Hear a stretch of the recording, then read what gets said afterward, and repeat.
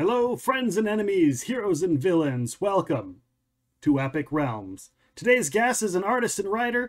He's had his name on so many known comic books, including Ghostbusters, Transformers, Kiss, Spiderman, Red Sonja, Teenage Mutant Ninja Turtles, so many more. Please welcome today's guest, Erik Burnham, to Epic Realms. How are you doing? Doing pretty good, all things considered. How about you?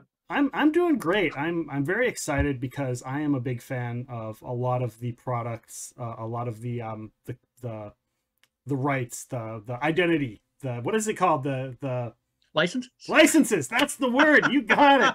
There it is. I'm a big fan of a lot of the licenses that you've worked on for a very long time, and I was like, I reached out and I was like, I got to have you on the show. I want to talk about this because I'm an old school comic book fan. I used to collect comic books up the yin yang until they got a little bit too expensive for me. Now I only collect a few. So were you a fan of comic books growing up? Is that kind of how you got into this? Oh, 100%. Comics were always around. I mean, my dad collected comics before I was born, so there was a little stack for me when to look through from go. My grandpa had comics for when the grandkids came over. They were just always kind of around. And of course, gas stations and newsstands and drugstores and what have you. So yeah, no, absolutely. And I've told this story before and I'm just rolling into it again. The thing that kind of imprinted me on comics is around 5 years old, our house burnt down. We lost everything. And the first possession that I got, my grandpa gave me one of his stash of comics, which was an Avengers annual. So, I mean, that thing, I still have the tatters of this Avengers annual. And a few years ago, somebody as a gift sent me a fresh copy, but it really kind of just stuck in my head. But I've always loved comics. When I was 4, before the fire, my mom said I wanted to I told her I wanted to either make comics or be a magician, one of the two. And I don't have any manual dexterity. It's not happening with magic ever. So comics it was. One might argue that you've made plenty of magic in comic books. Well, hey, there we go. There we go. One might argue, but it won't be Penn and Teller. That's exactly true. What were some of the, besides the Avengers, what are some of the other comics you grew up with that you really enjoyed? Oh boy. I was really everything I can get a hold of, but the number one favorite was always Spider-Man. Okay. That was it. I clearly remember having a reprint of the first Spider-Man story I read was a reprint, Marvel Tales of Spidey Strikes Back, which I think was amazing, number 19. And the Ditko art, it was Spider-Man, it was Johnny Storm, it was the Sandman, it was the Enforcers. I fell in love with the book and Spider-Man in general. I mean, it was smart alecky. Right. And I was able to just, get in touch and enjoy the tone even as a 5-year-old. So it's mostly been Spider-Man, other things filtered in over the years, but if it wasn't Spider-Man, it was stuff of that similar tone. So move into the 80s and Justice League International would have fit that bill. But like I said, I was always reading whatever I could get a hold of, because outside of your gas stations and your drugstores and such, I didn't have a comic shop near me, so it was always just a little tougher to catch up with stuff. Yeah, that makes sense totally. Did you go to school then for art? Like when you were in high school, were you like drawing away or writing stories or? I did a lot. I did a lot of writing in high school. I was shockingly in an advanced art class for a couple of years, but my senior year, my art teacher was disappointed because I started doing more writing and slacking off on the art, and he wasn't too proud of me for that. But I gravitated to English, to art, to writing, to drawing, to those things that would later make comics a little bit easier. Laying out the books, the production work. I was in the school newspaper my senior year, so I mean there was that stuff that made it easy, and I just I like storytelling. I like the stuff that comics can do. And I wanted to do, be a filmmaker is one of the things I wanted to do, but it's a lot harder when you don't have anybody else who wants to do that with you. A comic book, however, can be done one-man band style. Right. Did you end up going to college for any of that, for anything that you? I didn't. No, okay. no. So, I mean, I nothing outside of those, the art classes and such in high school, nothing that I have learned has contributed to comics. So how did you end up, because obviously like stuff that you learn in high school is, you know, comic book format is a little bit different way of looking at art, you know, than what they teach in schools. They don't necessarily like, okay, this is how you lay out a panel, this is how you set up your pages, this is how you know, format things. How did you learn that stuff? Just on the job one day, or from somebody else you met? I mean, how did I learn comics? You learn by doing. You see how the pacing works by reading, okay. And you see how the things work by doing. I mean, in 5th, 6th grade, I was, you know, folding the paper over and stapling it and just, you know, making comics from go. Okay. Just, you know, to do something in my free time and, you know, trade them around with other kids who did similar things. And I learned that way. The art teacher I told you about was a big comics guy and gave me, you know, a few tips on things that he had observed in comics and you know, some books to look at. But yeah, no, I mean, for better or for worse, it's you know, learned by osmosis. Okay, cool. Do you still read comic books today? I do. Not as much, but not because I'm not interested, but more because as soon as you get into comics, yeah, your time gets eaten up quick. And also you get to be friends with a lot of other folks in comics. And, you know, your list just grows with every project that they do, with stuff you want to read to support the people you know. So, yeah, no, I still read comics, but I don't read any book regularly. Okay. Again, not because I don't want to, just because, you know, I have so many that I need to catch up with by folks that I know. And also, as I said, I don't live anywhere near a comic shop, so that makes it a little bit harder. I forget something is coming out, even though I could get it digitally. Does it ever feel like work when you pick one up? You're like, oh, I'm looking at a comic, or is it like completely separate?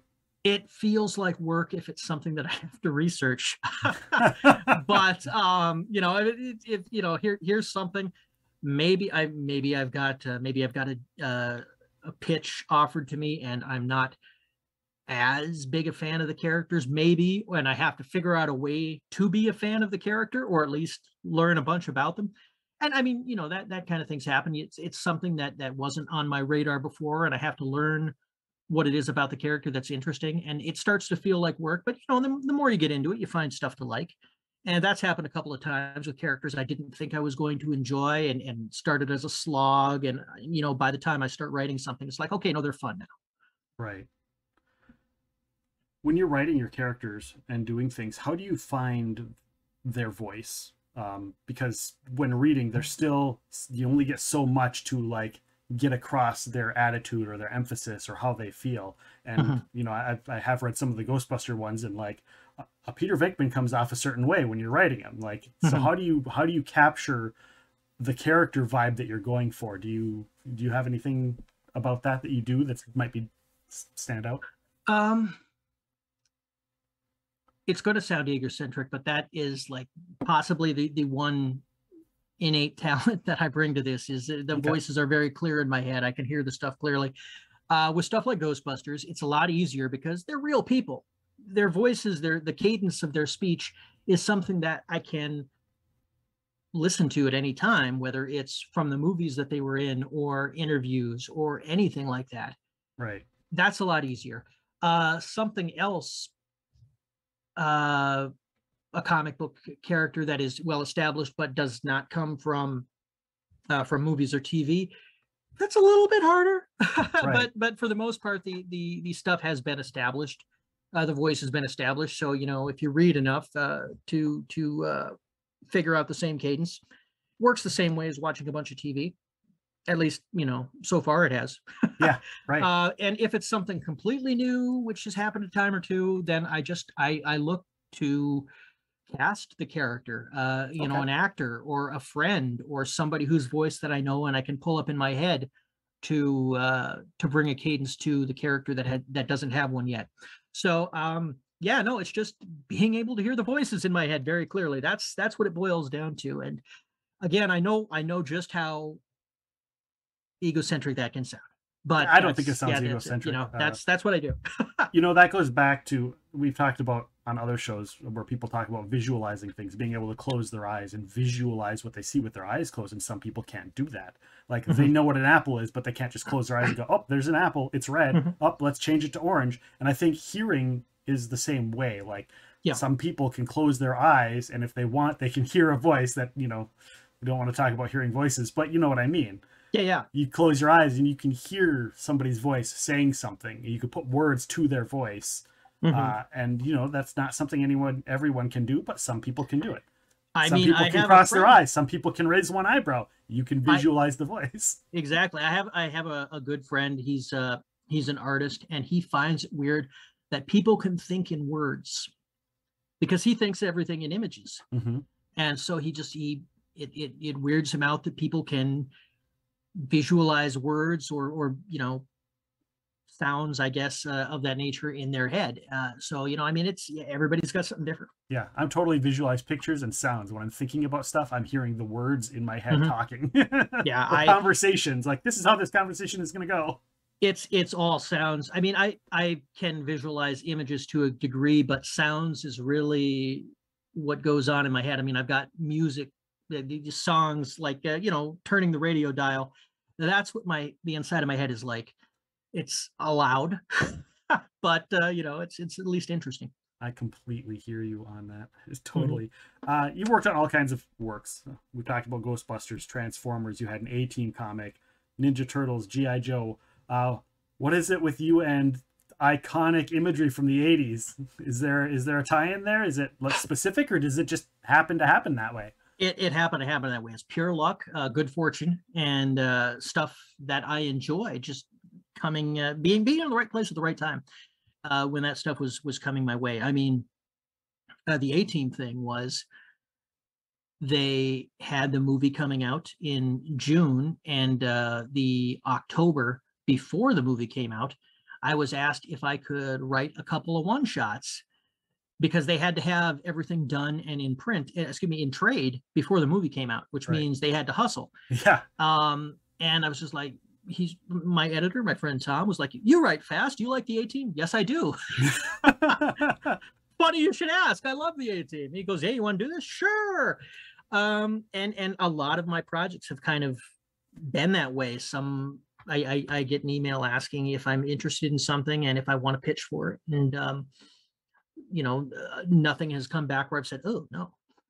It's all been stuff I've been interested in. So, knock wood, it continues. Did you happen to get any here's an advanced copy of the movie so you can get an idea of anything, or here's some still images or sound clips or anything? They gave a couple of notes in that, here's where something should start, or here's a little brief sketch of information about the way the character is going to be in the movie.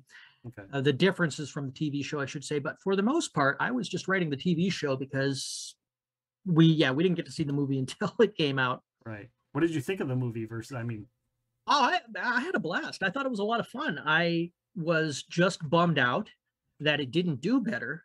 And it didn't do better because they released a fun action movie when it was World Cup time. The audience was all watching football, watching soccer. So yeah, I agree with you 110%. That it's still, to this day, I reference that movie quite a bit. That's and I love the series too. But that movie is... Well, I mean, they flew a tank. It's great stuff. It's just wacky stuff, and it's just a big silly action fantasy, and I love it for it. There's not a day that I don't tell my wife, hey, we should have some quesadillas. She doesn't get the reference. Oh, no. I'm going to watch that again. It's been a while. You're right. So let's talk about Ghostbusters, because how can we not talk about Ghostbusters, right? Sure. It's one of your biggest titles that you work with. How do they approach you, or did they approach you, or did you approach them to do Ghostbusters? Like, how did that come about originally? Okay, let's see. The way it worked was I knew that IDW had the license for Ghostbusters. Mm-hmm. And they did a couple of miniseries, and then I found out that my friend Tom was taking over the editing. So I immediately emailed and said, Tom, I really want to pitch something. I'd love to do a Ghostbusters thing. It'd be great. He says, well, right now we've got the next year figured out. We're doing one shots. They're coming out quarterly. They're dealing with holidays.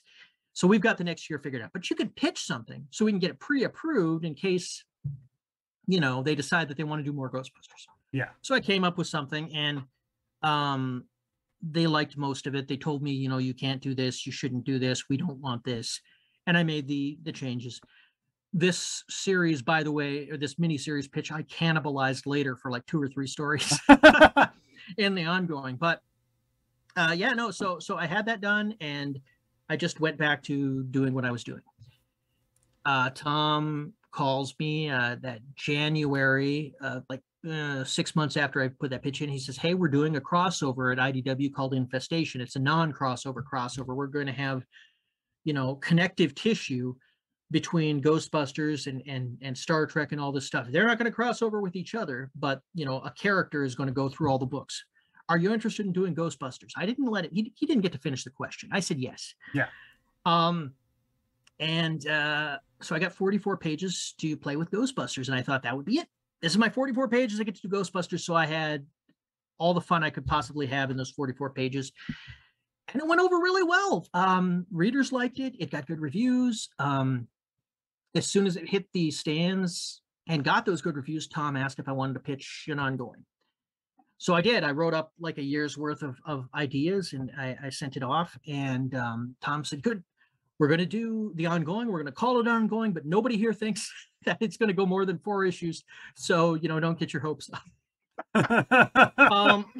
10 years later, it went for a good long time before it finally stopped. We did, I'm like 28 issues of the ongoing series. Then we switched to a series of mini-series and just bunches of stuff, mostly 90% of it with the same creative team. There was just a little bit where the artist Dan Schoening took a quick break. And he was, he took a quick break in the middle there for his own reasons, and was still drawing stuff. He was drawing ahead, but he was supposed to take a break, and he was still drawing ahead anyway on the next arc. But for the most part, it was me, Dan, and Luis Antonio Delgado, the colorist, and we did so much of it. We had so much fun. So did you guys start off all together right away from issue right at the beginning? We did. Issue number 1, ongoing volume number 1, the Man from the Mirror, that first story arc. We started from there, and we continued pretty much until the end of the Ghostbusters Transformers crossover, which was the last miniseries we did at IDW. Did you know them beforehand, or did you meet them from doing that? I met them from doing that. I didn't know them beforehand. Tom called me up, and he asked if I had any idea of who I wanted to work with. He was initially going to offer it to Kyle, who drew the Infestation, Kyle Hotz, or Hotz. I never asked how his last name was pronounced, so somebody forgive me if I'm doing it wrong. On one we were talking about that before with pronunciations. Exactly. It's he didn't have room in his schedule for it. So Tom asked me who else I might want. I didn't have any names off the top of my head because I didn't really know anybody who I knew would be on time and professional yet. I just didn't know anybody, period. I had no suggestions. So he suggested Dan, asked me if I knew his work. I did not. He goes, but he just did a short for us, and I like his style. He can draw the characters so that they look like the characters, but not like the actors, because likeness rights are a pain, and we don't want to deal with that. Right. And I said, okay, cool. Well, whoever. And he got Dan, and Dan and I and Luis, we all synced very well. Dan brought so much to the book. Luis brought so much to the book. Dan became known for doing all kinds of Easter eggs, sometimes too many. Sometimes too many, but it was always delightful. It was always a surprise. The only time I say too many is when it started to, hey, wait a minute, no, this character looks like this character, and this character shouldn't look like this character. It kind of distracts. Dan, why did you do that? Well, the reason he did that stuff was he came from animation, so he having a character model was important to him, and sometimes that's where the Easter eggs came in. Okay. But Luis just knocked the colors out of the park. Dan knocked the pencils out of the park, and he added so much that I wouldn't have thought of to it. So it just the team gelled, and I got to work with him again on the G.I. Joe miniseries. I got to work with him on Godzilla, and hopefully I'll get to work with him on more things in the future. You explain to our audience, because it's one thing coming from me, but how much, because a lot of people don't understand what it is as far as comic books go, the difference between like a colorist and an inkist, and how much of a difference it makes. One inkist can completely change what an art looks like. Yeah. Oh yeah. No. Well, Dan, since he did come from animation, he doesn't do a lot of. He doesn't leave a lot of room in there for spot blacks, for embellishment. He does his line work, and then Luis comes in and makes it pretty Okay. with Dan's input. Right. But you're absolutely right. If you take one inker and throw it on to some pencils, it's going to look one way. Another inker can look completely different. The stuff that I remember was years back. I saw a Daredevil story that Frank Miller drew, and it was inked instead of by oh no, I just blanked on the name of the guy who inked Miller on all those Daredevils, and his work was so good, and it's just absolutely gone from my brain, and I hate it when that happens.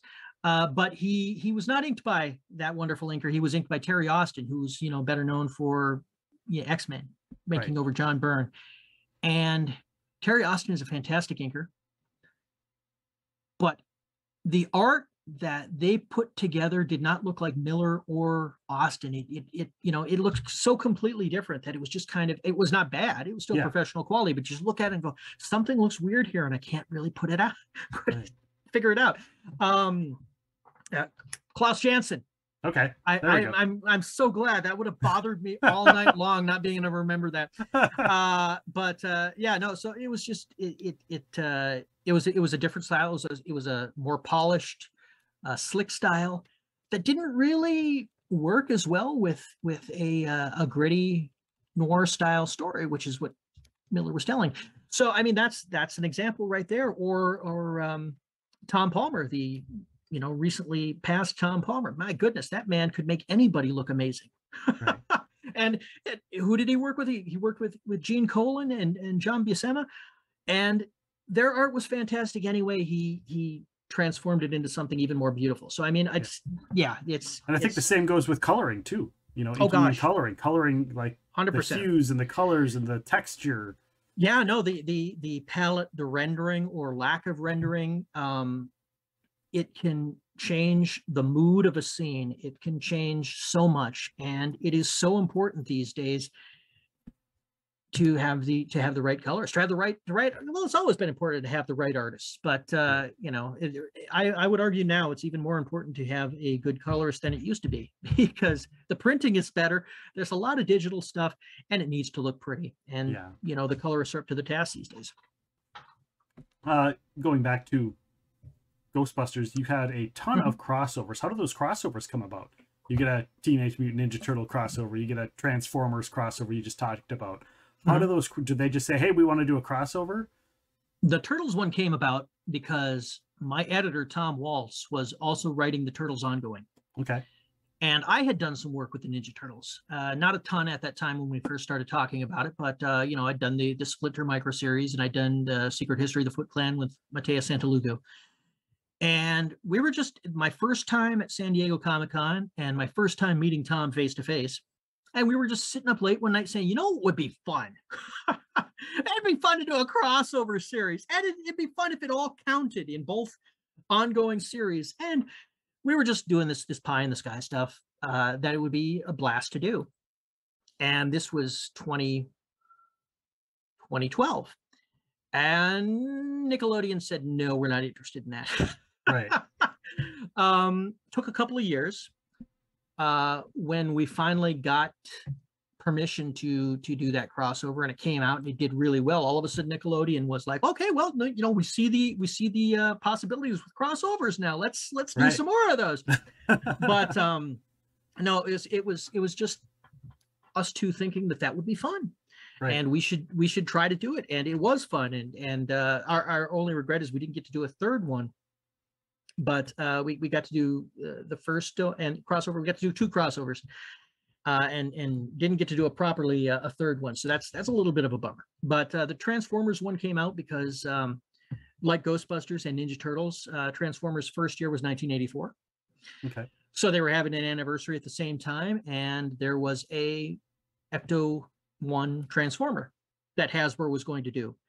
Since there was a Transformer, they said, should we do a crossover story to put this character in the comics? Okay. Of course we should. Let's do it. And that became the crossover with the Transformers. It was just us trying to figure out a way to bring in this Ecto-1 Transformer that that Hasbro was cooking up and make it fit inside the old Transformers universe. And I remember distinctly a cover where it was like, I think it was Optimus Prime and the Ghostbusters were on his shoulder, like shooting up. That was great. I believe, if I remember right, that was used for the trade as well. It was a killer cover. I loved it.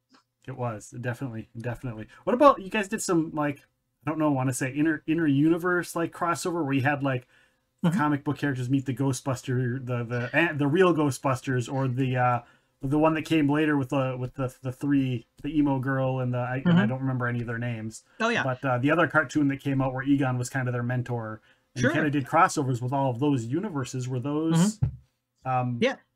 Well, the Get Real crossover, the one with the real Ghostbusters. We were cooking that up in case we got another firm and final no on crossing over with the Ninja Turtles. Okay. So we cooked that up and it was going to happen. And then we got a yes for the Ninja Turtles. So we just got, to do a couple of crossovers. The Extreme Ghostbusters. That started with in the ongoing, we wanted to have a protege for Ray, somebody working at his bookshop, somebody who could look stuff up and research for them. And it was just going to be an original character. And then Tristan Jones, who was doing backups in the book at the time, said, no, it has to be Kylie. It needs to be Kylie. Okay, we'll make it Kylie. And she just became a delight to write. I had not seen more than one episode of Extreme Ghostbusters at the time. It's just because when it came out, I didn't have any reliable TV channels. Okay. So I didn't get a chance to watch it. But I'd seen enough to know the type of character that she was. And she was a perfect foil for Ray. And she worked really well in the Ghostbusters. And the only downside with that was as soon as she came in, the fans of the Extreme Ghostbusters said, we'll bring in the others. We need them now. No, don't want to overload it yet. She came really soon. She came in the second story arc. Yeah, issue 4, I think. Excuse me, issue 5. So she was in the book early. Eventually we did get the rest of the Extreme Ghostbusters in there. The Extreme Ghostbusters proper, a different Kylie, and the entirety of that cast when we did the crossover with all the Ghostbusters that ever were. So did you have a problem getting the permission, or was Ghostbusters just, it's all lumped in, you get permission about all of that? They weren't sure at first whether it was going to be that way or everything was going to be separate. But they decided to let us have everything, to let us have the 2016 Answer the Call Ghostbusters, the Melissa McCarthy and Kristen Wiig. We had them. We had all the ones that we created. We had the ones from the video games. We had the one from the cartoons. They decided that everything was fair game. So lucky us. It just allowed us to have a lot more fun. Did you get to play the video game? Are you a video game player? I am. I'm just not very good. I did have a copy of the PS3, PlayStation, the PlayStation 3 of the Ghostbusters game, and the save points were far and few between, and it was frustrating. It was a little hard for me with those save points so far and few between because I kept screwing up and I couldn't save it, and it just drove me up a tree. Yeah. I'm just not good enough. but other than that, did you get to finish the storyline? I did. I mean, that's what YouTube is for. So yeah. I love it. I love it. You have some other, you know, we could talk all day long about some of your other stuff. But let's talk about Comic-Cons, because we talked about them a little bit. You've gone to a handful of Comic-Cons. What is your experience going to these? Do you enjoy going to them? Do you get asked to do a lot of like speaking and you know, getting tables, stuff like that? It's been up and down. I love going to conventions just for the fact that that's where I can see people who are interested in this stuff. Right. It's not super big in the Brainerd Lakes area. So, I mean, for the most part, I had worked at another job before I got into comics. People saw me on the streets. I was familiar from that job, and they said, "Hey, where are you working now?" I said, "Oh, I'm writing." "Oh, Walmart's hiring. So, you know, you could get a job there." But yeah, that's the level of respect comics have around here. But yeah, no, I like going to conventions. I like being on panels. The one thing that has tripped me up on panels over the years is the first show I went to, I was in the audience for a panel, and there was a creator who was telling a lot of really great stories. Nobody wanted to interrupt this creator because the stories were great. Right. But they had a lot of stuff to do on the panel. So after the panel, I heard somebody saying, I wanted to tell him to be quiet, but I didn't want him to stop talking ever. And I just got into my head that, oh no, this thing is timed. There are other people up there. You don't want to eat up their time. You don't want to eat up the time for the panel. So, I mean, ever since, it's just, I love public speaking, but I've always been cagey on panels because I'm hyper conscious of taking up too much time. And I would be super embarrassed if that kind of talk was being had about me. I wish he would have shut up. Right. Whether or not it ever happens, it doesn't matter. But you want them to say that, but you also want them to say, "But I didn't want to because his stories were so awesome and engaging." No, it's just but it's in my head. I'm only going to hear the one part. So I mean, so that's always been a little tricky, you know, getting past that mental block. But I enjoy being on panels and talking. I enjoy signings. I enjoy all of that stuff. I don't enjoy the retail aspect of tables as much. It's great when there's a lot of sales, but it's my least favorite part of the convention sometimes. Partly because I like to get up and walk around and being rooted to a table, but you know, I mean, there's you know, it's not bad. It's just my least favorite of the three things. Yeah, definitely. I get that. Yeah. No, but yeah, I like seeing the friends I've made. I like seeing readers. I like, you know, finding stuff to buy that I wouldn't know existed. It's all good. I enjoy getting to see different places. I enjoy going to New York and San Diego. Like, you know, it's fantastic. So I mean, it's all wins. You get to meet any of the people that were comic book people, creators that you grew up on, and you're like, oh my gosh, and did you fanboy, or did you like, I'm professional here, I'm, you know? Well, you're from Minnesota, you know how it can be. I will apologize for somebody coming up to me and asking me a question. I'll say, I'm sorry to bug you. I asked you, but yeah, you know, I mean, that's just how I am. So it doesn't matter who they are. I'm going to be a little bit standoffish is not the right word. Reticent, shy. Yeah. But I was only starstruck.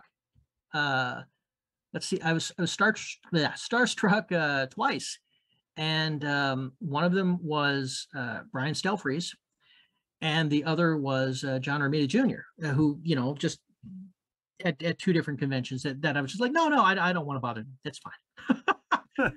But yeah, no, I've met a lot of people that I didn't think I would ever meet, and all of them are just fantastic, lovely, wonderful people. And you know, so I mean, so I'm grateful to conventions for that experience. If you were to suggest a convention to someone, what convention? Somebody that's never been, what's a convention that you suggest they go to? I would suggest, And why? yeah, oh boy, it's tough to say. I have such different way of looking at conventions. I would suggest first, what kind of convention experience are they looking for? Are they looking for something with a lot of people, with photo ops with celebrities, with, with the big publishers? In that case, I would say Chicago, San Diego, New York, Seattle. Those are all good places. If they want something a little smaller, Heroes Con is fantastic in Charlotte. And I mean, I'm forgetting there are so many more. Fan Expo and the Reed Pop shows. There's just there's tons, but for my money, I always enjoy San Diego, and that's partly because I know so many people in the area, Right. and partly because I enjoy when the convention gets to be a little bit too much to just go outside and stare at the ocean for 10 minutes. Yeah.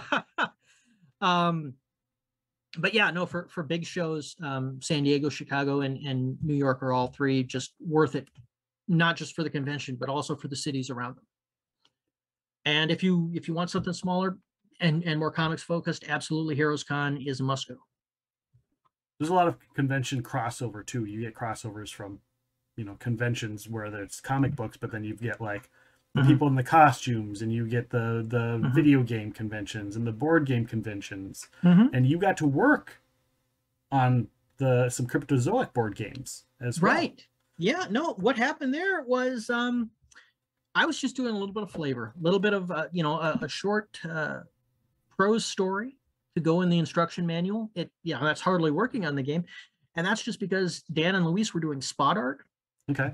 And they said, well, hey, we've got them. Why don't we, have a story for the game? And so I got to do that for the two Cryptozoic board games, which was a lot of fun. The only thing that was a bummer, I've got both of those games and I've got nobody to play them with. I've had them. If I'm up there, we'll play. There we go. If I'm in that area, I'll call you. It would be a blast to play them, and I know that they're fun. I didn't get a chance. I got nobody to play with. So I mean, that's my only downside there. But it was Cryptozoic, great people, and it was a lot of fun to write. It was prose. It was a different muscle flex. It was fun to do. Is there anything else that really stands out? A lesser known comic or a game or anything else that you worked on that many people might not know that you worked on, or maybe didn't do as well as you had hoped it did, that you were like really proud of? Well, let's see. The one that comes to mind was one of the first things I did, which was called Nanovore. It was a tie-in to a toy, like a Pokemon-like toy, a little digital, Okay. That came and went over one Christmas season. It vanished. So that being the case, the comic didn't go back into print. I think it's on Comixology, but I think only 3 out of 4 parts are for some reason. Okay. Anyway, I mean, that was a lot of fun because it was my first miniseries. And I learned a lot on it, and I had a lot of fun on it, and so that was good. I just did a miniseries for Mad Cave called Potions Inc., Okay. which was very different. It was it's family friendly fantasy. Some kids from a magical land find themselves in Seattle. Okay. And they're tracking down a lost like, I mean, it's a standard story, but it was a lot of fun to do. Trying to think what else have I done? I've done, I mean, there've been anthologies that I've had some fun with, that I've done stories in that folks may or may not be able to find anymore. There was one for the Hero Initiative Help. It was a 1-page story that I wrote and drew that was Okay. it was kind of a nice thing to do that again. And I started out with anthologies, the Shooting Star Comics anthology, which are all of them completely impossible to find, which is okay, because I mean, they were my work was rough in them, but it was a good learning experience. Yeah. I'm sure there's something else, but every time you put somebody on the spot, something's going to get forgotten. Right. It's like brain fart the moment it happens. And a half an hour after we hang up, I'm going to go, I should have said this. They call that analysis paralysis, right? There we go. Yeah, option paralysis, analysis paralysis. Yeah, just can't brain freeze, all that fun. But no, I mean, it's I've I'm surprised. I'm realizing just how much I've done in the last. It's been 20 years since my first comic story, Right. which those original creator-owned things, the Shooting Star ones I mentioned, the first one came out in 2002, and I've been fortunate enough to do so much. It's great, but to keep me humble, pretty much everything I've done, somebody is not aware of. We were at a Ghostbusters convention on the Sony lot in 2019. Okay. And IDW sold out of books because people were like, "There are comics." Yeah, there are comics. Did you not know? We had no idea. Well, here, buy them, and they did. So that was it was nice, and it was kind of humbling at the same time. Can you tell us a little bit about your process for writing and outlining a story, and, Mhm. and how you go about doing that? Yeah, couple of different ways. Okay. Sometimes I will start out with a list of the pages 1, 2, 3, 4, 5, 6, 7. Yeah. Break it down in Because you're 2-page limited to chunks. numbers, right? Right. They're like Yes. so many pages, so you have to and fit everything it. and everything is a splash. And I like to have to take a page turn into account. So I'll look at 2 and 3 in a chunk, and 4 and 5 in a chunk, and so on. And I'll write down what needs to happen on those pages, and then I'll just I'll start page 1, panel 1, and go. Other times I will start sketching, doodling it out, and seeing how and I will transcribe what I've drawn to the script, and so that can be a little bit more detailed. Other times I just start writing the dialogue and super small bits of stage direction in blocks that I later format into something that resembles a script. Okay. I've done all 3 ways, and it's probably bad that I keep so much of it in my head while I'm working, because the danger of forgetting something important is always there. Right. But yeah, those are the 3 ways that I go. And one of the ways that I've worked out a script I have up on my website. I wrote a silly little my process post that I put up for people to see how I go from general idea to finished script. So, Right. Yeah. Tell us a little bit. So we're talking about the writing. Mhm. So you're writing Ghostbusters, and ultimately Ghostbusters is a comedy, right? Mhm. Yeah. But it's the comedic timing and the way it comes across is a little bit different than, say, Michelangelo, Raphael's interactions in Teenage Mutant Ninja Turtles. That's the comedy is not the same kind of comedy all the time. Or maybe you're writing something that's gritty. How do you get that feeling across in text so that it comes across when you're writing it? Is it different, or is it just like, I'm just going to put it out there? It really comes back down to character voice. Okay. If you have the right voice in mind for the character, it's reactions. It's if you put a 12-story man on the street and the Ghostbusters are facing it, well, they're going to have one reaction. The Avengers are facing it, they're going to have another reaction.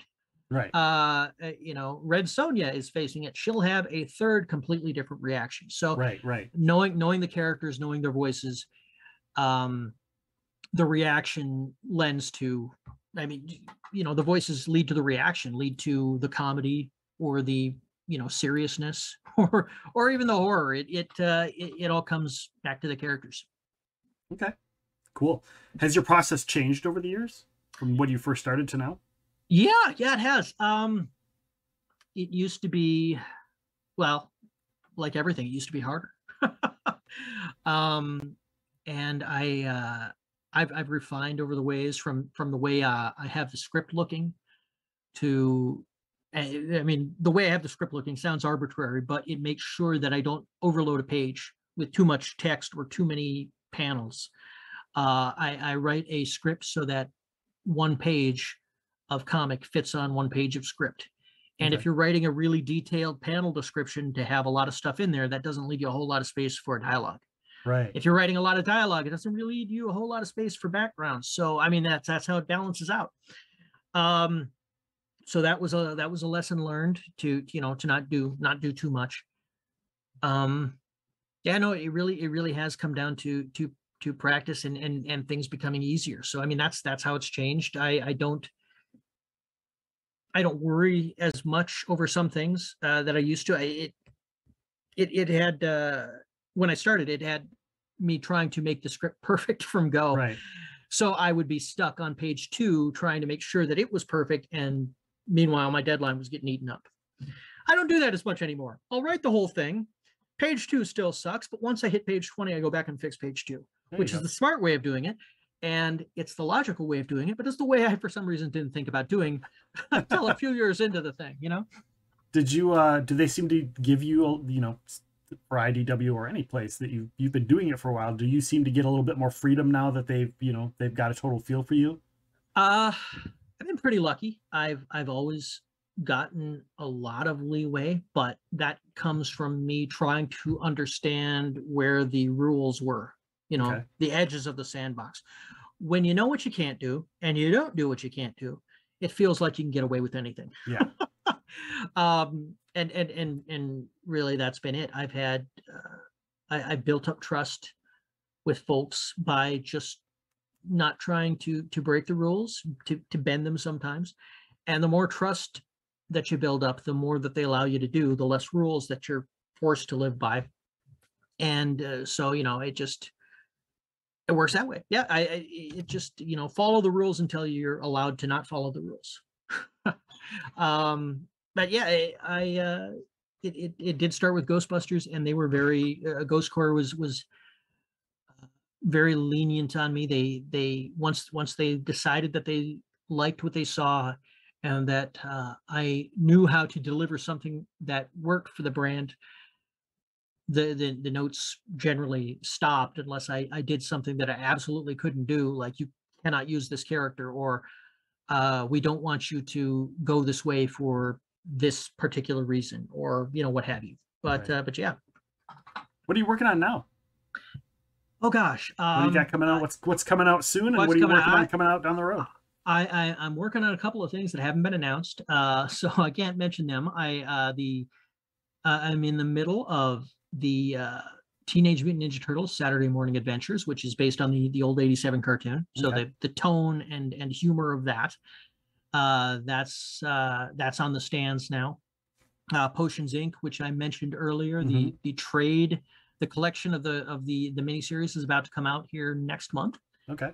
I've got the last issue of Army of Darkness versus Reanimator 5-issue miniseries. The last issue is coming out here in a couple of days on November 30th. Yeah. Now there's some humor that you gotta get just right. Oh boy, yeah, that one. Luckily Bruce Campbell and Jeffrey Combs have very very distinct voices. You can close your eyes and hear their comments so easily. And another one at Dynamite, Lady Hell, the 4th issue is about to hit, so the end of that miniseries. Those are the things that I've got right now. Other things that just came out, I did a Bill and Ted one shot with Death, and the G.I. Joe Saturday Morning Adventures. The trade just came out on that as well. So I mean, it's been a super busy year. That's awesome. That is so awesome. Tell us about your Patreon. You've got a Patreon page. Sure. Yeah, I'm still trying to. I've been doing it for 2 years. I'm still trying to figure out the stuff that I want to do with it. Okay. But right now it is it's split between 2 comic strips a week. Okay. Just terrible puns, very silly. Some of the some of my unfiltered. That sounds more R-rated than I mean. I let the puns go without worrying how bad they are. We'll put it that way. It's not. It's it's not R-rated. It's just unfiltered puns. And some of them, I mean, just how bad are they? I have one where it's at a comic convention. We have cosplayers. We have Darth Vader, and he sees B.A., Murdoch, and Hannibal. And he says to them, "I find your lack of face disturbing." So this is the kind of terrible stuff that I have in these books. I'm glad that went over well. Yeah, it's so ridiculous, terrible stuff, and I do a couple of those a week. I do, and then and then I do other writing bits and bobs, scripts that aren't going to go anywhere, or longer form reviews that I'll put up somewhere later. I do process stuff when I'm allowed to. It's tough to do process stuff when it's licensed, because right, they don't want you to show too much behind the curtain on those things. I've done short comic stories that I put on there. It's a little bit of everything. I'm trying to find what people are most interested in, but until then, it's just whatever I think of writing to put up, and those 2 comic strips a week. But it's been a lot of fun, and it's been relatively consistent. It's not as popular as some Patreons, but it's not as unpopular as some Patreons. So it's I'll take it. Yeah, it's a little bit something. And if you're having fun with it, then it doesn't matter, right? That's all that matters. Is you're having fun with it. It gives me an excuse. It gives me a deadline to do something that is just me, which I do appreciate very much. So yeah. Awesome. That's Patreon /Erik Burnham is the or patreon.com/Erik Burnham. Your website is Burnhammania, not 2 M's, just 1 M. Burnham, and then Mania, BURNHAMANIA.com. Facebook, Erik Burnham fan page. And then pretty much every other social media you're on as Erik Burnham. Twitter, Instagram, DeviantArt, Tumblr, Mastodon, all of them. Well, the Tumblr, not anymore. Not anymore? I a few years back, I left the Tumblr behind for some reason or another, and somebody snapped up Erik Burnham. So now, oh man. So that was. I was just going through your LinkedIn, your Linktree page, and it. Oh my goodness! I hope I have it fixed. I think I have Erik Burnham comics on Tumblr, but we'll see. Maybe I need to fix that. Well, maybe I misread it. Maybe I looked at one of the other ones, but now we know. Yeah. Now we know what it is. So there we go. It's fixed. There we go. All right. People listening to the show, December 12th, we're going to be having wrestling legend Wild Bill Irwin, a.k.a. The Goon. He's worked for WWE, WCW, ECW, AWA, WCCW. The list goes on and on. We're going to talk about his territory days, stories of the past, and everything that goes with that. So just join us December 12th. You can ask your own questions. The podcast will be available for those that listen to the podcast on December 13th. January 9th, we're going to get Danny Efratz, and I'm probably pronouncing her name wrong, but she's from Sovereignty Games. We've talked about Sovereignty in the past. They are an online board game company, so a lot of companies do their board games digitally through them. She's going to be joining us. We're going to talk about tabletop games in the digital era, tabletop games not in the digital era, just tabletop games. So that's going to be coming up. The podcast for that will be available on the 10th, but again, the live stream January 9th, so you can ask your own questions. And of course, January 23rd, we're going to have hip-hop star Nerdy's going to be joining us. We're going to talk about his journey in life to the hip-hop world, opening for Ludacris, and his nonprofit organization, Justice Frontline Aid. So that's going to be January 23rd. So everybody that is listening, make sure to click all of the buttons. Rate, review, subscribe, follow, depending on what platform you're on. Make sure to write those reviews. Give us a 5-star review, because it really matters. It affects where we are located when people find us. It helps our guests, such as Erik Burnham, and people find this show. So thank you so much for doing all of that. We appreciate it. People watching the live stream, please stick around. We're going to get to your Q&As. Throw your questions in the chat, and we will get to them. So for Erik Burnham, I am Nick, and I want to say thank you for listening to Epic Realms.